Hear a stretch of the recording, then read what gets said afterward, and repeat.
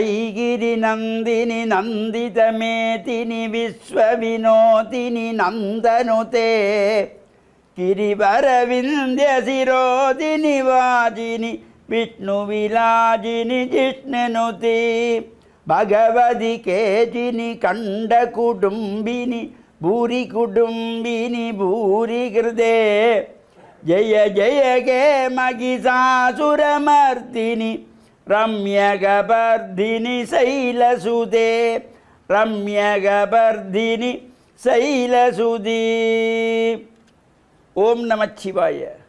மேன்மைகள் சைவ நீதி விளங்குக உலகமெல்லாம். நோயற்ற வாழ்வே குறைவற்ற செல்வம்.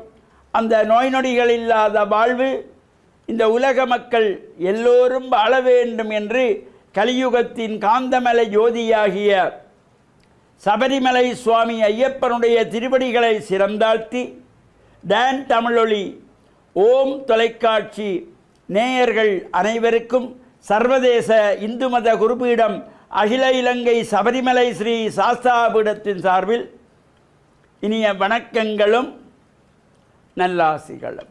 என்றும் மங்களகரமான விஸ்வாவசு வருஷம் ஆடி மாதம் 12ஆம் நாள் 28/7/2025 திங்கட்கிழமை. இன்று மலர்ந்திருக்கின்ற இன்றைய பொழுதும் நம் எல்லோருடைய வாழ்விலும் எல்லாவித சிறப்புகளும் வெற்றிகளும் கிடைக்க வேண்டும் என்று இறைவனை பிரார்த்தித்து இன்று வளர்பிறை சதுர்த்தி விரதம். வளர்பிறை சதுர்த்தி விநாயகர் ஆலயங்களிலே விசேஷமான அபிஷேகங்கள் பூஜைகள் வழிபாடுகள் நடைபெறும். இது திதியை அடிப்படையாக கொண்ட சதுர்த்தி விரதம். இன்றைய தினம் ஆடி மாதத்திலே வருகின்ற பூர நட்சத்திரத்தை அடிப்படையாக கொண்ட விரதம் ஆடிப்பூரம். பல்வேறு அம்பாள் ஆலயங்களிலே ருது சோபன வைபவம் என்கின்ற பூரகர்மா என்கின்றதாகிய அம்பிகைக்கான சடங்குகள் வைபவங்கள் நடைபெறக்கூடியது. இன்னும் பல ஆலயங்களிலே தீர்த்த உற்சவங்கள், இந்த மகோற்சவத்திலே தீர்த்த உற்சவம். இன்னும் சில ஆலயங்களிலே தேர் திருவிழாக்கள், சங்காபிஷேகங்கள் என்று பல்வேறு வகையான சிறப்புகளோடு கூடியது இந்த ஆடிப்பூரம்.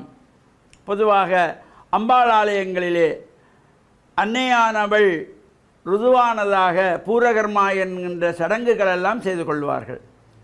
அதே போல் இப்போ சைவ தமிழ் மக்கள் இவ்வாறு அம்பாளை இந்த ஆடிப்பூரத்திலே வணங்குவது போல வைஷ்ணவ மக்களும் வைஷ்ணவ சமயத்தவர்களும் ஆண்டாளுடைய பிறந்த நாளாக இந்த ஆடிப்பூரத்தை கொண்டாடுகின்ற ஒரு சிறப்பும் வைஷ்ணவ சம்பிரதாயத்திலே உண்டு. அவ்வாறு சிறப்போடு கூடியதாகிய இந்த ஆடிப்பூர நட்சத்திரம் ஒரு சிறப்பானது. இந்த ஆடிப்பூரத்திலே பிறந்தவர்களுக்கெல்லாம் இன்று ஜென்ம நட்சத்திரம்.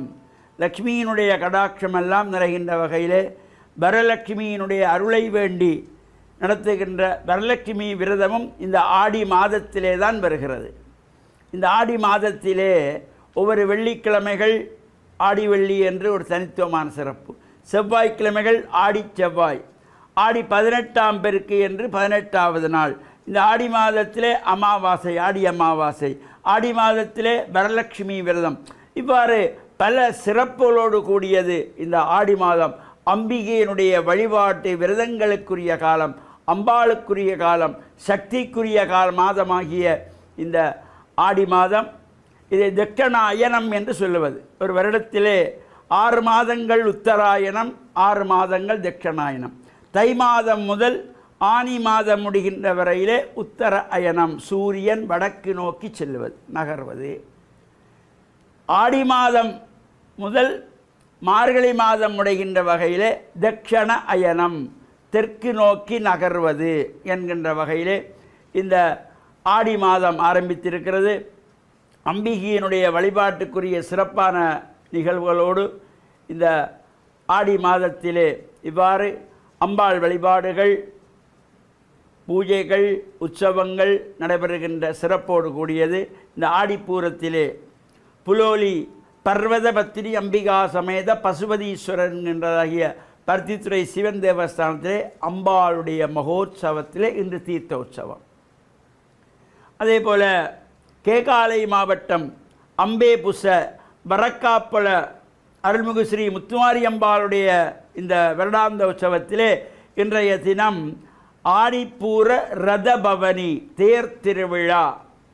இன்று காலை அம்பாளுக்கு அடியவர்கள் பால்குடம் சுமந்து வந்து பாலாபிஷேகம், நவோத்திர சகசிரமகா சங்காபிஷேகம் நடைபெற்று அன்னதான பூஜை நடைபெறும். மாலை 5 மணிக்கு அம்பாளுக்கு விசேஷ பூஜைகள் நடைபெற்று 6 மணி அளவிலே அம்பாள் தேரிலே ஆரோகணித்து இந்த வரக்காப்பிளை நகரை வலம் பெறுகின்றதாகிய சிறப்பான உற்சவங்களும் நடைபெற இருக்கின்றன. இந்த பூஜை வழிபாடிலும் கலந்து இறையருளை பெறுவதோடு இந்த ஆடிப்பூரத்திலே பிறந்தவர்களுக்கு இன்று ஜென்ம நட்சத்திரமாக அன்னையினுடைய அருளும் லக்ஷ்மியினுடைய பரிபூர்ணமான திருவருளும் நிறைய வேண்டும் என்று பிரார்த்தித்து, டான் தமிழொலி ஓம் தொலைக்காட்சி நேயர்கள் அனைவருக்கும் சர்வதேச இந்து மத குருபீடம் அகில இலங்கை சபரிமலை ஸ்ரீ சாஸ்தாபுரத்தின் சார்பில் நல்லாசிகளை கூறிக்கொள்வதில் மனமகிழ்வு கொள்கிறோம். சர்வே ஜனாக சுகினோ பவந்து, சமஸ்த சன்மங்களானி சந்து. சுபம்.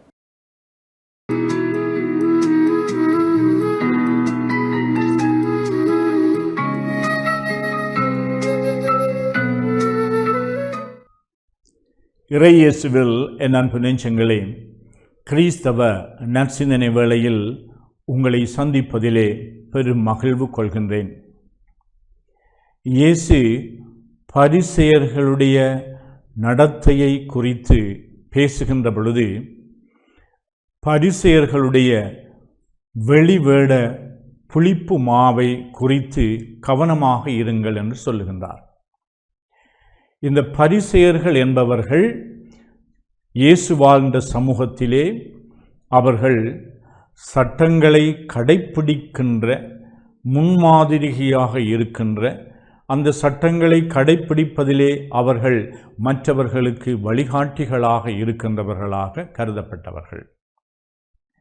இந்த பரிசேயர்களுடைய புளிப்புமா என்றால், வெளிவேட புளிப்புமா என்றால், எவ்வாறு ஒரு மாவை பிசைந்து புளிப்பு மாவோடு இணைக்கின்ற பொழுது அது பதப்படுத்தப்பட்டு நல்லதொரு உணவை ஆயத்தம் செய்வதற்கும் சமைப்பதற்கும் மற்றும் அதற்கான ஒரு வடிவத்தை பொங்கி அந்த மாவை ஒரு வடிவம் கொடுக்கின்ற அளவுக்கு அதை உருவாக்குவது போல, இந்த புளிப்புமா போன்ற மற்றவர்களுடைய வாழ்வு எங்களுடைய வாழ்விலே செல்வாக்கு வகுக்கின்றது. பார்த்து ஒழுகுகின்றதும், அவர்களுடைய வாழ்க்கையை ஒரு மாதிரியாக கண்டு முன்மாதிரியாக பார்த்து இளையவர்கள், வருங்கால சந்ததியினர்கள் அவர்களுடைய இந்த முன்மாதிரியினாலே கவரப்பட்டு தங்களுடைய வாழ்க்கையையும் அவர்கள் சரியான பாதையிலே கொண்டு செல்லுகின்றது வழக்கம். எங்களுடைய வாழ்வில் பலர் இந்த சமூகத்திலே இருக்கின்றவர்கள் எங்களிலே செல்வாக்கு வகுக்கின்றார்கள். ஏனென்றால் அவர்கள் சரியானதை செய்கின்ற பொழுது, நீதியோடு வாழ்கின்ற பொழுது, உண்மையை பேசுகின்ற பொழுது, நல்லவர்களாக அவர்கள் வாழ்கின்ற பொழுது அந்த வாழ்வு எங்களை கவருகின்றது. அதனால்தான் இயேசுவினுடைய போதனையும் அவருடைய வாழ்வும் மக்களை கவர்ந்தது. ஏனென்றால் அவர் சொல்லுவதை அவர் செய்தார், அவர் செய்ததை எடுத்து சொன்னார். ஆனால் இந்த பரிசேயர்கள் காலப்போக்கிலே அவர்கள் சட்டங்களை கடைப்பிடித்து நல்ல மனிதர்களாக முன்மாதிரியாக இருக்க வேண்டியவர்கள், மக்கள் பார்க்க வேண்டும் என்பதற்காக முகமூடி தடித்தவர்களாக அல்லது வெளிவேடக்காரர்களாக, வெளியிலே நாங்கள் சில வேளைகளிலே அழகுபடுத்தி சிலவற்றை நாங்கள் அது புதுசு மாதிரி அல்லது தரமுள்ளதாக நாங்கள் காட்டலாம். ஆனால் உண்மையான அதனுடைய நிலைப்பாடு முரணானதாக இருக்கலாம்.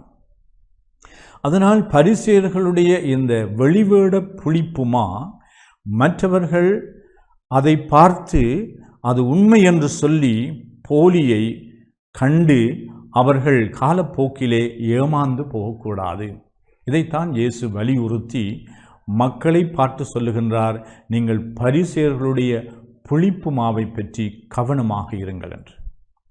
இவ்வாறு எங்களுடைய சமூகத்திலே வழிகாட்டிகளாக பொறுப்பை ஏற்றுக்கொள்கின்றவர்கள், மற்றவர்களுக்கு முன்மாதிரியாக இருக்கின்றவர்கள், மற்றவர்கள் பார்க்க வேண்டும் என்பதற்காக சில விடயங்களை செய்து அவர்களை ஏமாற்றுகின்றார்கள். உண்மையை அவர்கள் சொல்லிக் கொடுக்க மறுக்கின்றார்கள். அவர்களுடைய இந்த பரிசேயர்களுடைய அந்த பரிசேயத்தனம் என்பது இயேசு கண்டிக்கின்ற அந்த விடயம் என்னவென்றால், உண்மைக்கு புறம்பாக, அதாவது ஒரு போலி பொருளை நாங்கள் ஒரு தரமுள்ளதாக நாங்கள் அதை விற்றால், அதனுடைய பெறுமதி குறைவாக இருந்தாலும் நாங்கள் அதை காட்சியாக ஏற்படுத்தி அதற்கு ஒரு வேடம் வெளிப்பூச்சை கொடுத்து புதுசாக நாங்கள் அது தரமுள்ளதாக கொடுத்து ஏமாற்றுவது போல எங்களுடைய வாழ்க்கையும் மற்றவர்களை ஏமாற்றுகின்றதாக இருக்கக்கூடாது. அதனால் எங்களுடைய உள்ளத்தின் ஆழத்திலே இருந்து நாங்கள் செய்பவை எங்களுடைய நம்பிக்கையினுடைய வெளிப்பாடாகவும் உண்மைத்தனத்தினுடைய வெளிப்பாடாகவும் இருக்க வேண்டும். இதை இயேசு மிகவே வலியுறுத்தி சொன்னார். ஏனென்றால் இந்த பரிசேயர்களுடைய வாழ்வினால் இயேசு கவலைப்பட்டார், கோபப்பட்டார். அநீதியை செய்கின்றார்கள், தவறான வழியிலே மக்களை வழிநடத்துகின்றார்கள், அவர்கள் மக்களுடைய வாழ்க்கையிலே தவறான செல்வாக்கு வகுக்கின்றார்கள்.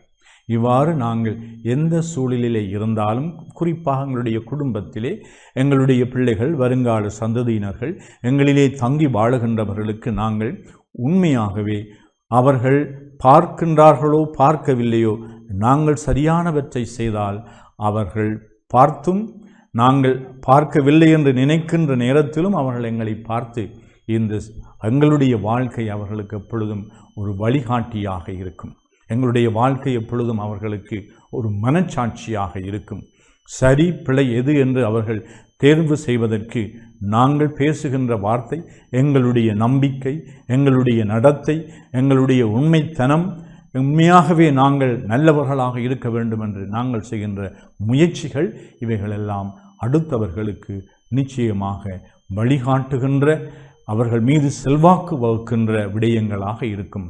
இத்தகைய நல்ல வாழ்வுக்காக முன்மாதிரியான வாழ்க்கையை நாங்கள் வாழ்வதற்கு தேவையான அருள் வளங்களை இறைவனிடம் இந்த நாளிலே கேட்போமாக. ஆமென்.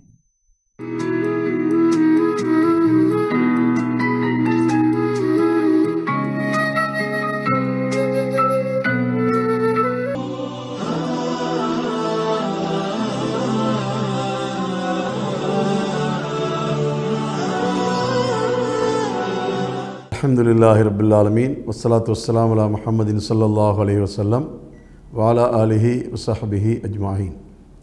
அன்புள்ள நேயர்களே, சகோதரர்களே, இன்றைய காலை பொழுதிலே உங்களை சந்திப்பதில் மகிழ்ச்சி அடைகிறேன்.